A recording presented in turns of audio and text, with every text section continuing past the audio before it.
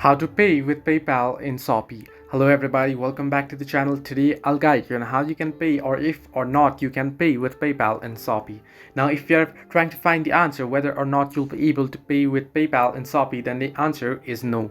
While Shopee doesn't accept PayPal, card payments are processed by third-party service providers, and supporting cards differ by market. So as a general rule, Shopee does not accept the PayPal. Now, however, the trick here is what you can do is you can open up your PayPal and you can send your money. You can load up your money from your PayPal account to your bank account. You can simply open up PayPal account, and there whichever money you have, you can either add it to your credit bank account. And then once you do so, there what you want to do is you want to head into checkout option in Shopee, and there on the payment you can pay from your bank account that amount that was loaded from your PayPal account. So this way you can pay with PayPal in Shopee. Hope this helped you. Do like and subscribe, and do not forget to leave a comment down below if you have any further issues.